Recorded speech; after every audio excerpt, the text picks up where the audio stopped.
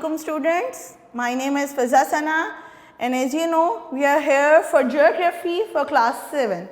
Today we are going to start with our chapter number 5 that is atmospheric pressure and circulation. इससे पहले हम जल्दी से थोड़ा सा अपना प्रीवियस लेक्चर्स जो हैं उनको देखते हैं. अगर आपको याद हो तो हम लोगों ने एटमॉस्फेयर के चैप्टर स्टार्ट किया हुआ है और हम मुसलसल एटमॉस्फेयर के बारे में डिफरेंट चीज़ें पढ़ते आ रहे हैं. उसके बारे में आपने देखा भी है कि किस तरह से एटमॉस्फेयर की लेयर्स हैं, जिस तरह से आपकी अर्थ की लेयर्स हैं, और उसी तरह लेयर्स के साथ साथ उसका आपने देखा कि डिफरेंट जोन्स आ जाते हैं. उसके अंदर हमारी टेम्परेचर भी है, जैसे अर्थ का टेम्परेचर होता है इसी तरह आपकी एटमॉस्फेयर का भी टेम्परेचर होता है और उस टेम्परेचर के अकॉर्डिंग उसकी भी लेयर्स बनती हैं. फिर उसको हम लोग डिवाइड करते हैं अर्थ को डिफरेंट जोन्स में कि इस जोन का टेम्परेचर क्या है, इस जोन का टेम्परेचर क्या है. हमने अर्थ के तमाम उन कॉन्टिनेंट्स को, उन एरियाज़ को डिफरेंट जोन्स में डिवाइड किया हुआ था, हमने वो भी देखा. फिर हमने देखा वो चीज़ें जो कि बेसिकली इस एटमॉस्फेयर के टेम्परेचर को इन्फ्लुएंस कर रही होती हैं, जिसकी वजह से वो फैक्टर्स कौन से हैं जिनकी वजह से ये सारी जो टेम्परेचर में चेंजिंग्स हैं वो क्यों आ रही हैं. हमने वो भी डिटेल में देख लिया. आज जो बेसिकली हम स्टार्ट करने लगे हैं that is about the atmospheric pressure and circulation, कि आपका एटमॉस्फेयर भी एक प्रेशर, एक सर्कुलेशन रखता है, सर्कुलेट करता है. वो हम देखेंगे कैसे है, विंड्स की फॉर्म में होता है बेसिकली. और एटमॉस्फेयर प्रेशर क्या है, what is pressure, air pressure जिसको हम कहते हैं, क्या है जी. पेज नंबर 45 पे आ जाएं जी. ये आपका चैप्टर है, जल्दी से इसको देखिए. ये आपके स्टार्ट हो रहा है यहाँ से, chapter number 5 page number 45. Air pressure, basically weight of air is called air pressure. अगर हम सिंपल आम जुबान में इसको बात करें, प्रेशर मीन्स वेट, वज़न. यहाँ पे वो कहते हैं एयर प्रेशर जो है बेसिकली वो क्या है, एयर का वेट है, ठीक है, वो आपकी एयर प्रेशर कहलाती है. वो कहते हैं कि एवरी मैटर, दुनिया में जो भी चीज़, कोई भी मैटर मौजूद है, it has wait. Same with the air, air has wait which is called air pressure. ठीक है जी. अब इस प्रेशर को मेजर कैसे करते हैं, हर चीज़ को मेजर करने के लिए कोई इंस्ट्रूमेंट है ना. हम ऐसे तो नहीं करते हैं. हमने देखा थर्मोमीटर था, फिर हम लोगों ने देखा इवन जो हमारे ज़लज़ले हैं हम उसको भी मेजर करते हैं, ठीक है. हम रेन को मेजर करते हैं विद रेन गॉज, ठीक है. अब प्रेशर को कैसे मेजर करते हैं, टेम्परेचर हमने देखा थर्मोमीटर से मेजर करते हैं. तो प्रेशर को बेटा हम जिस चीज़ से मेजर करते हैं, जो इंस्ट्रूमेंट यूज़ होता है दैट इज़ कॉल्ड बैरोमीटर. ठीक है जी. Barometer is an instrument which is used, barometer is instrument which is used to measure air pressure और weight of the air. ये कुछ स्टॉप वॉच आपने कभी देखी हो पुराने ज़माने की, कुछ उस तरह से गोल सा होता है, ठीक है, लाइक अ क्लॉक वॉच जो होती है आपकी, पॉकेट वॉच होती है. पॉकेट वॉच जो होती है बेसिकली उस तरह की एक छोटी सी डिवाइस होती है, इंस्ट्रूमेंट होता है जिससे हम एयर का प्रेशर मेजर करते हैं. As height is measured from sea level, air pressure is also measured in reference with the sea level. वो कहते हैं क्योंकि हम किसी भी चीज़ की हाइट अगर हम देखें तो हाइट हम मेजर करते हैं above sea level. हमेशा हमने ये देखा है above sea level, क्योंकि समंदर के नीचे ज़मीन कितनी है we don't know. So हम ज़मीन को, समंदर के नीचे वाली ज़मीन को छोड़ देते हैं और हम हमेशा बात करेंगे above sea level. ठीक है. किसी भी चीज़ की, पहाड़ की हाइट आप मेजर करते हैं तो आप कहते हैं कि जी ये above sea level it's height is this. तो same with the pressure, pressure को भी जब हम मेजर करते हैं तो हम सी लेवल से ऊपर की हवा को मेजर करते हैं, उसका वेट लेते हैं, उसका प्रेशर लेते हैं. मिली बार इज द यूनिट और टू मेजर एयर प्रेशर. अब हमने देखा टेम्परेचर का टेम्परेचर मेजर करते हैं हम इन सेल्सियस, इन फ़ारेनहाइट, ठीक है. तो इसी तरह कोई भी चीज़ की लेंथ मेजर करते हैं हम मीटर्स में, सेंटीमीटर्स में. यहाँ पर हम एयर प्रेशर को किस यूनिट से मेजर करते हैं, दैट इज़ मिली बार. यानी हमने बताया जी कि एयर प्रेशर कितना है जी, इतना इतना मिली बार, 0.1013 मिली बार, ठीक है, या 795 millibars. So millibar basically is the unit to measure air pressure. अब आपने ध्यान में रखना है, ठीक है, शॉर्ट क्वेश्चंस में MCQs के अंदर पूछा जा सकता है आपसे what is the unit of to measure the air pressure, so it's millibar. सही, ठीक हो गया। And which instrument is used to measure the air pressure? Barometer. आगे देखें, centimetre, inch are also its unit. Centimetre भी measure करते हैं हम, इंच भी मेजर करते हैं, लेकिन ज़्यादातर जो आम यूज़ होता है that is millibar. Air pressure is not uniform on earth surface. ये बारहा ये बात पहले भी हम दोहरा चुके हुए हैं इसको। क्या है वजह है कि देखें, जब ज़मीन ही एक जैसी नहीं है तो लाज़िम बात है उसका टेम्परेचर भी एक जैसा नहीं है, उसका एयर प्रेशर भी एक जैसा नहीं है। जो आपको मैदानों में एयर प्रेशर मिलेगा वो आपको कभी भी पहाड़ों पे नहीं मिलेगा, वादी में जो होगा वो माउंटेन पे नहीं होगा। So due to this non uniformity, यानी कि जो यूनिफॉर्म नहीं है अर्थ, इसकी वजह से आपकी बेसिकली जो एयर प्रेशर है, जो आपका एटमॉस्फेरिक प्रेशर है, ये भी यूनिफॉर्म नहीं है। आइसोबार्स अगला आपका आता है। आइसोबार्स कैसे हैं?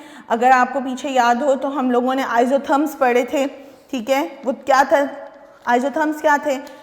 मैप बनाना है जिसके अकॉर्डिंग हम क्या करते हैं, हम मैपिंग करते हैं और उस मैपिंग के ज़रिए हम अपनी अर्थ को बेसिकली जो है वो उसकी ये वाली हमने आइसोथर्म्स देखे पढ़े थे। हमने मैप को डिफ़ाइन किया था लाइंस की फॉर्म में, ऐसे ही था। हमने वो इलाके एक दूसरे से जोड़ दिए थे जो बेसिकली क्या हैं, टेम्परेचर में सेम हैं, और उनको मिलाने पे जो लाइंस क्रिएट हुई थी और उस लाइंस को बनाने के बाद जो मैपिंग बनी थी that is called isotherms. Same हम ये प्रोसीजर करते हैं आइसोबार्स में। हम उन तमाम इलाकों को, उन एरियाज़ को मैच कर देते हैं जिनमें एयर प्रेशर सेम होता है, ठीक है। वो हो सकता है पाकिस्तान में है, फिर वो इंडिया में है, फिर बांग्लादेश में है, फिर आप और बाहर निकल जाएं, वो हो सकता है ईरान में हो, ठीक है, आगे आपके रशिया में हो। तो वो एरियाज़ को हम ज्वाइन करते हुए लाइंस बना देते हैं और वो लाइंस कुछ इस तरह के नेट की फॉर्म इख्तियार कर लेती है, जाल सा बन जाता है, ठीक है। अब ये हर लाइन जो एक दूसरे से गुजरती हुई जा रही है, ये बेसिकली एक पूरे उस एरिया को मिलाते हुए जा रही है, डिफरेंट दुनिया के उन इलाकों को जिनका ये वाली लाइन में टेम्परेचर जो हमने दिया है वो सेम जा रहा है, प्रेशर जो है वो सेम जा रहा है, ठीक है। हम क्योंकि इसके अंदर प्रेशर को मेजर कर रहे हैं, तो यहाँ पर ये जो लाइन बन रही है ये बेसिकली उन तमाम इलाकों को आपस में जोड़ रही है जो कि प्रेशर बना रहे हैं, सेम प्रेशर। ये कहलाती है आइसोबार।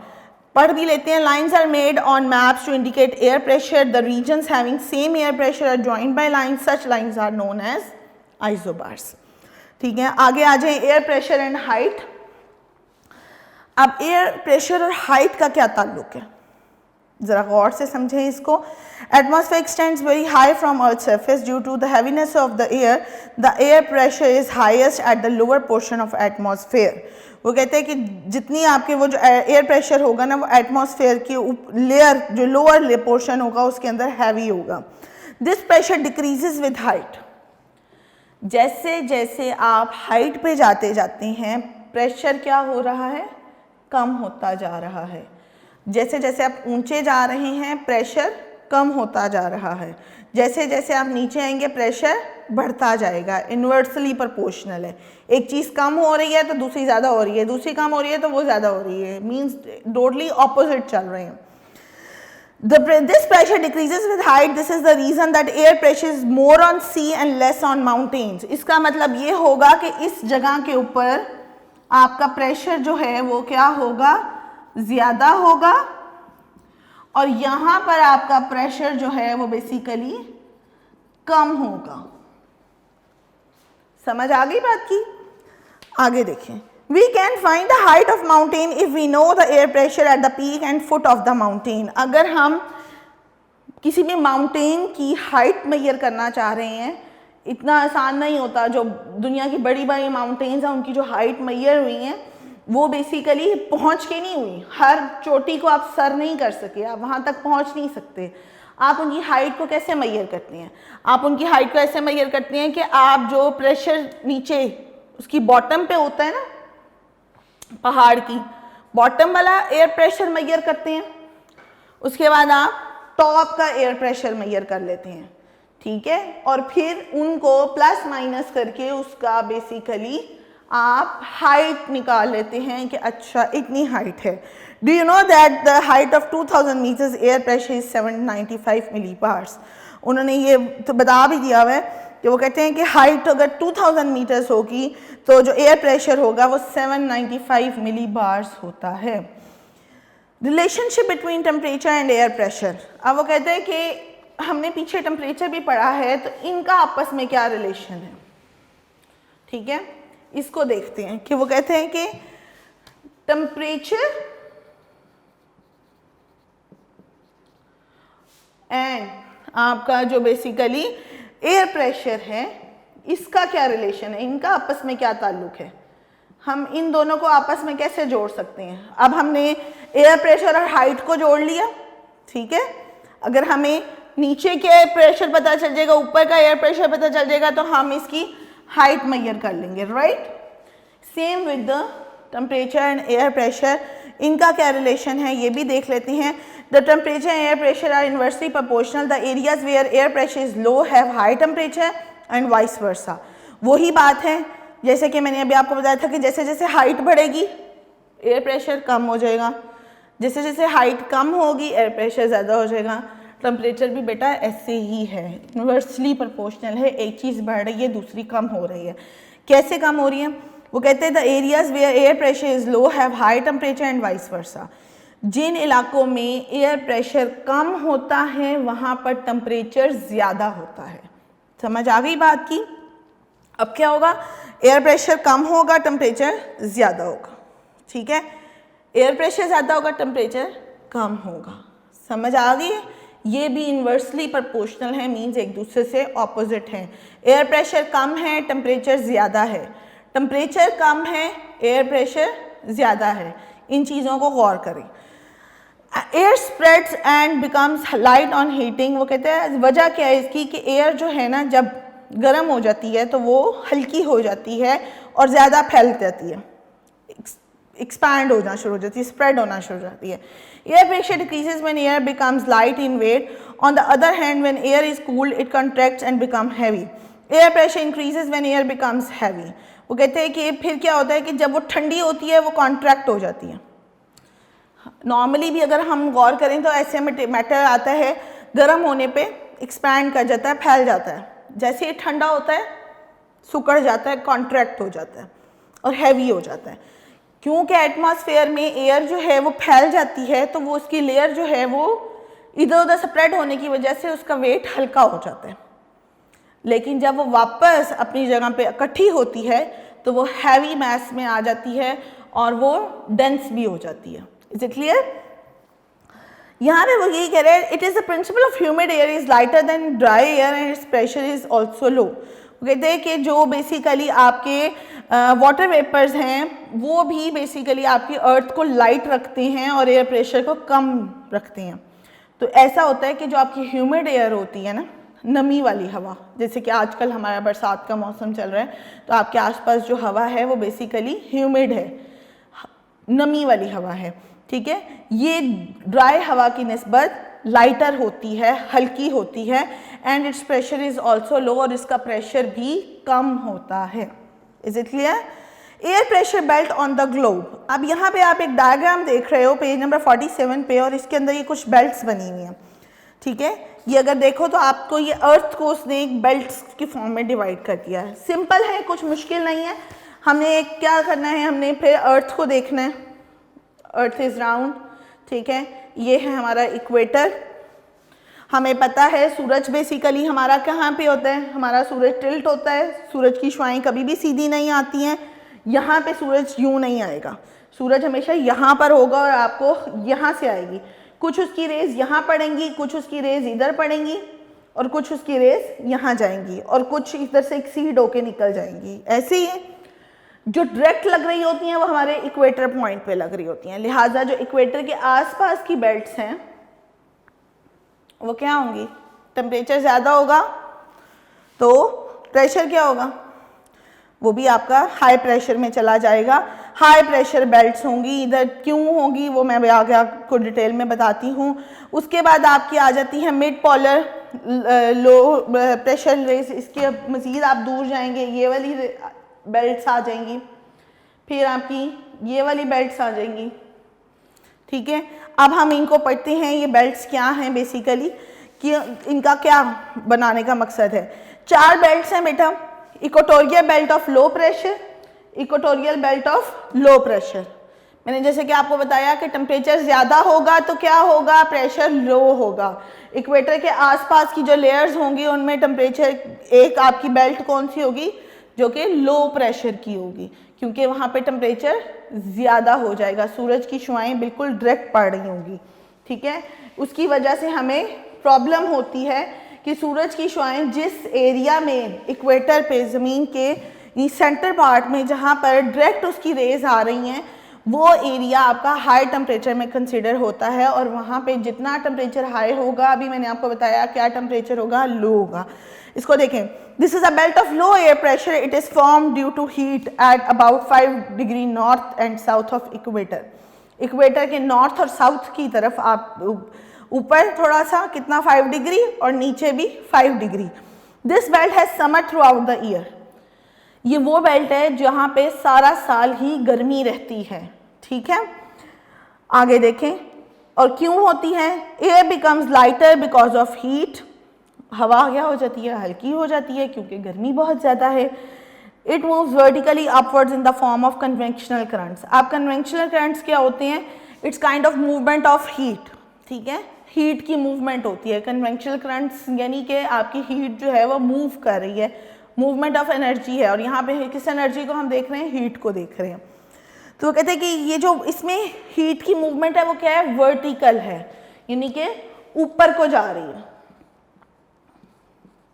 यहाँ पे ध्यान में रखें। आगे देखें, a belt of low pressure also forms here. यहाँ पे आपको लो प्रेशर की बेल्ट मिलेगी, it known as belt of calms. इसको हल्की बेल्ट, काम काम क्या होता है? सुकून, पीस, ऐसे ही होता है, आराम। तो इस बेल्ट को क्या नाम देते हैं? A belt of calms. Here air lift upward instead of flowing along the earth surface. यहाँ पर हवा हल्की होती है इसलिए ऊपर को चली जाती है, और जो है वो अर्थ सरफेस के साथ चिपकी भी नहीं रहती, उसके साथ फ्लोट नहीं करती, बल्कि ऊपर ऊपर को जाती है। Due to it the atmosphere shows calmness. इसकी वजह से क्या होता है कि जो इस बेल्ट पे जो मुल्क आते हैं, जो कंट्रीज आते हैं, वहाँ का जो बेसिकली एटमॉस्फेयर है वो काम है। नो डाउट गर्म है, लेकिन वहाँ पे कामनेस है, बहुत ज़्यादा कोई आपको हैवी किस्म की एयर नहीं मिलती है। अगला आ जाता है subtropical belts of high pressure. Subtropical belts of high pressure में क्या है जी?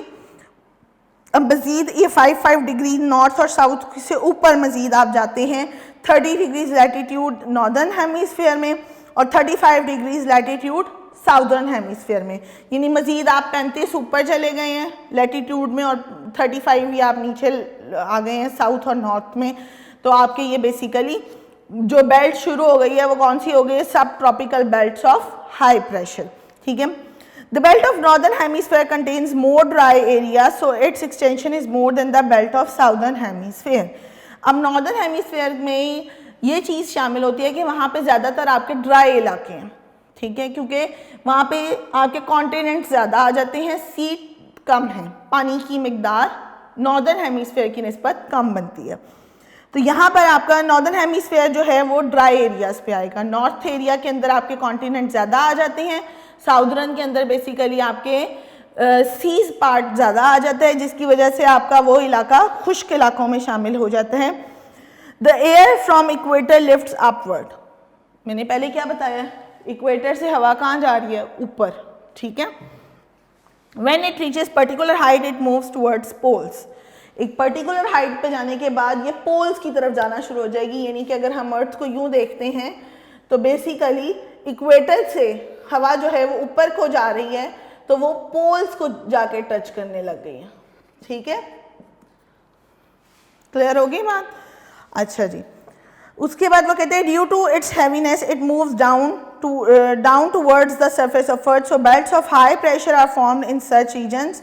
क्योंकि वो कहते हैं कि हैवी हो जाती है हवा, पहले उसके अंदर अपनी भी मौजूद है, एयर प्रेशर तो उस इलाके का अपना भी तो होगा ना, उस इलाके का अपना भी है। उसके बाद जो ये 5 डिग्री वाला काम आपका एरिया है, ठीक है, बेल्ट ऑफ कामनेस है, इसकी भी कहाँ जा रही है, ऊपर वर्टिकल, ठीक है। तो उससे क्या हो रहा है कि एक तो उसके अंदर अपनी एयर भी मौजूद है और इसकी एयर भी जा रही है, तो ये बेसिकली ज्यादा हैवी हो रहा है।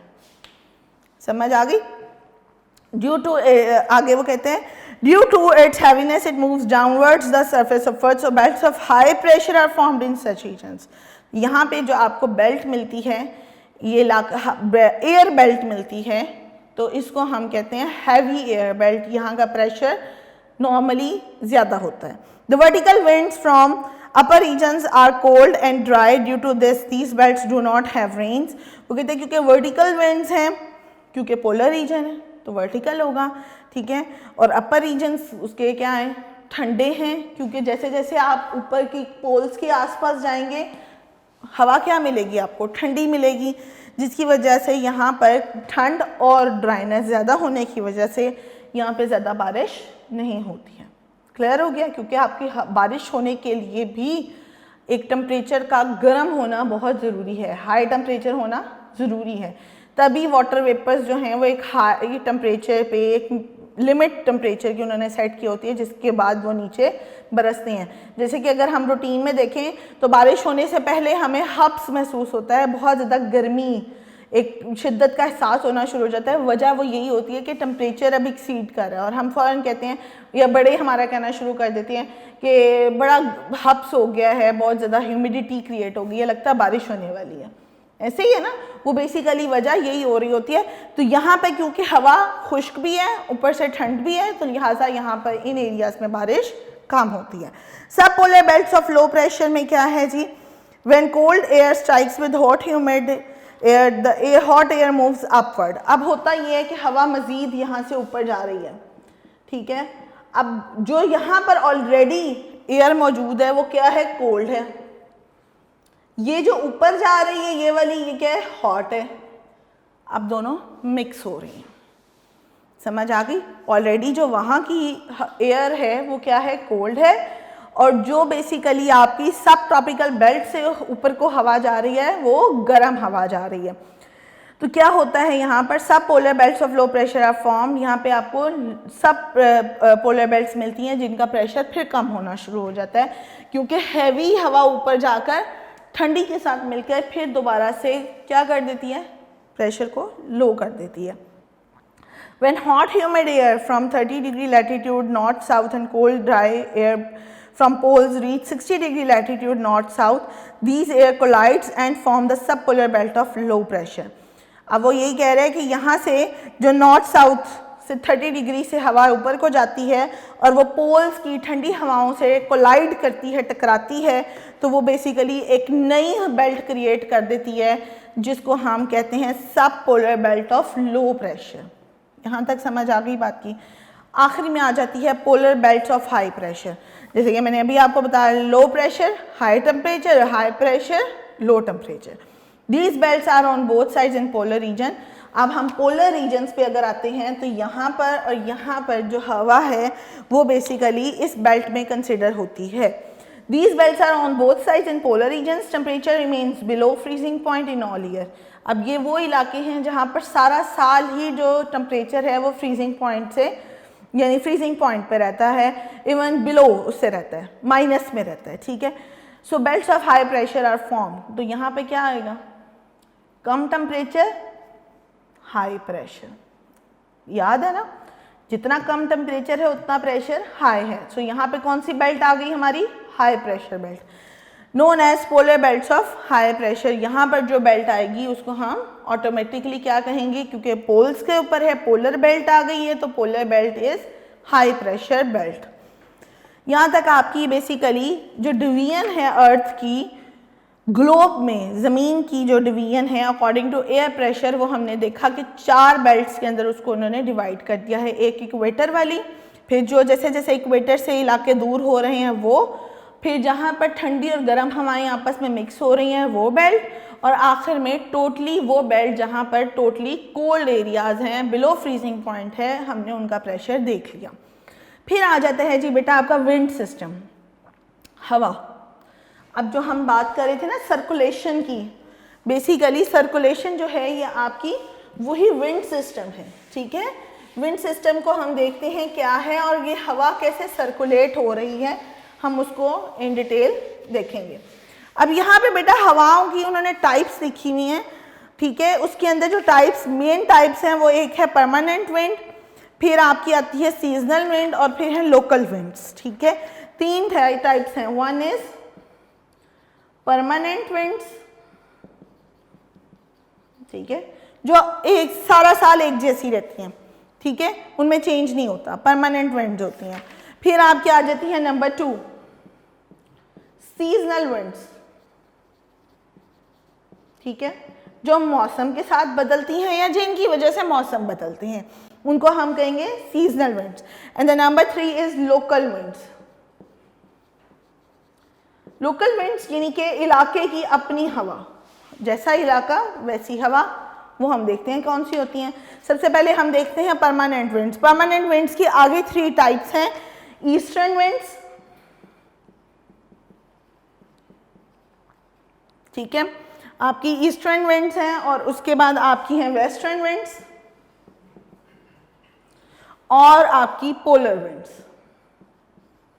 अब पोलर से तो मेरे ख्याल में आपको पता चल जाना चाहिए, वो जल्दी से आपको याद हो जाना चाहिए कि पोल्स की बात हो रही है अभी, यानी कि नॉर्थ पोल और साउथ पोल का जिक्र होने वाला है पोलर विंड्स के अंदर। तो definitely eastern winds, western winds and polar winds, ठीक है जी। ये बेसिकली आपकी टाइप्स हैं किसकी, परमानेंट विंड्स की, ठीक है। Air always travel from area of high pressure to the area of low pressure. वो कहते हैं जी हवा जो है वो हमेशा हाई से लो की तरफ को जाती है, यानी हाई प्रेशर से हवा ऊपर को लो प्रेशर की तरफ जाएगी। Along the surface of earth winds are named after their dimensions. वो कहते हैं कि सरफेस के मुताबिक हमने हवाओं को भी उनकी डायमेंशंस के अकॉर्डिंग नाम दिए हुए हैं, ईस्टर्न, वेस्टर्न, नॉर्दर्न, पोलर, ठीक है। The types of wind that flow along the earth are explained as below. क्या हैं जी, permanent winds. The winds which blow between the belts of air pressure in the same direction throughout the year are known as permanent winds.